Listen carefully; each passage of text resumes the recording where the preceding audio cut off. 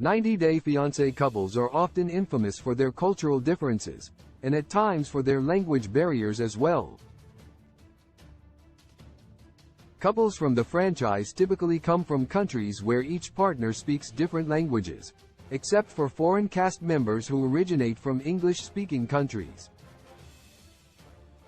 For some couples, a language barrier was enough to split them up, although some cast members used other ways to get past not speaking the same language for the sake of love. 90-Day Fiancé couples have faced language barriers on numerous different spin-offs of the show, including the original. Several couples learned of their language barriers during their time on 90-Day Fiancé. Before the 90 days, when American cast members traveled overseas to their partner's home country. Similarly, other couples discovered their language differences on 90-Day Fiancé, the other way. While not all couples were able to successfully overcome their language barrier, these 7 couples managed to make their relationships work with their differences for at least a period of time. 7 90-Day Fiancés. Big Ed Brown. Rose Vega. Big Ed Brown and Rose Vega faced a bit of a language barrier during their time on Before the 90 Days Season 4, although it was not as severe as the ones other couples faced. Rose's native language is Tagalog, as she originates from the Philippines, although she knows some English as well. Rose was able to communicate with Ed in English to an extent, although the couple was only able to get so far without using translating help. Ed and Rose later broke up, and it is possible that miscommunication between the two because of their language barrier could have played a part in their split. 6 90-Day Fiancés. David Murphy. Lana. David Murphy and his ex-fiancée Lana were another couple from Before the 90 Days Season 4 who struggled with a language barrier, and the two were unable to communicate at all without the help of a translation device. David traveled to Ukraine to meet Lana after talking online for 7 years, although Lana used a translating app to talk to David in English. However, when the two met face-to-face, they discovered that the language barrier between them was very evident, as David only spoke English, while Lana spoke Ukrainian. David would have to speak into his phone's translating app anytime he wanted to speak to Lana, which could have been the reason the couple ultimately broke up as well. 5 90-Day Fiancés. Paul Stale. Karine Martins. Paul Stale and Karine Martins are one of the most controversial couples to emerge from the 90-Day Fiancé franchise, and the two struggled with a language barrier for the entirety of their relationship. Paul met Karine in Brazil, and the two fell for one another, despite Paul only speaking English while Karine spoke Portuguese with limited English.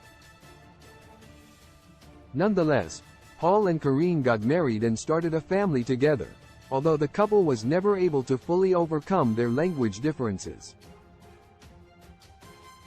Paul and Karine later moved to the United States, but the Brazilian native never took the initiative to improve her English, while Paul never worked on learning Portuguese. 4 90-Day Fiancés. Mike Burke. Jimena Morales. Mike Burke and Jimena Morales are another 90-Day Fiancé couple who infamously resorted to a translation app to communicate when Mike visited Jimena in Colombia for the first time. Mike and Jimena had communicated online, although things quickly became awkward for the couple in person when they realized their language barrier was worse than they had anticipated. Mike only spoke English while Jimena only spoke Spanish, so the couple relied heavily on a translation app to speak to one another.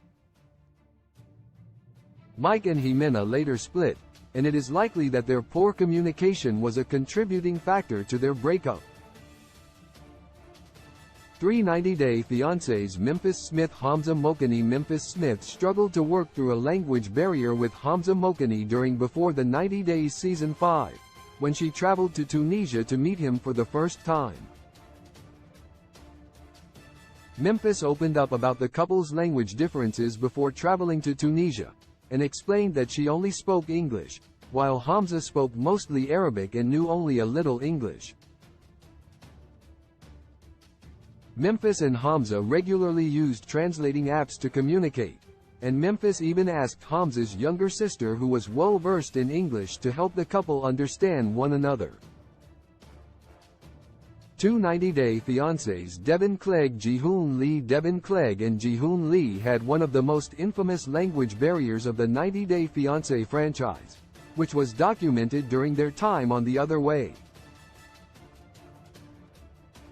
Devin moved to South Korea from the United States to be with Ji-hoon, although the couple immediately started having issues communicating, as Ji-hoon strictly spoke Korean while Devin only knew English.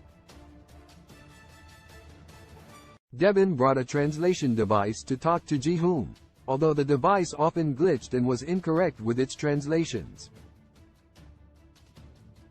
As a result, Devin and Ji-hoon were unable to successfully communicate, and eventually split when Devin left South Korea to return to the United States.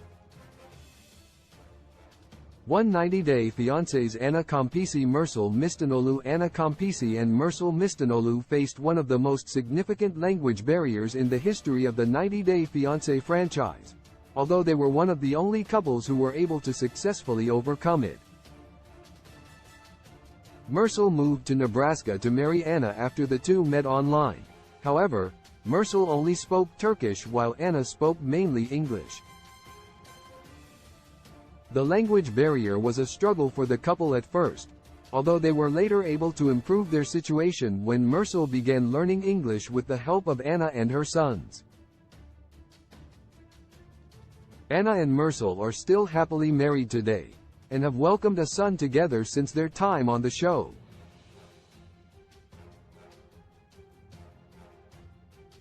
나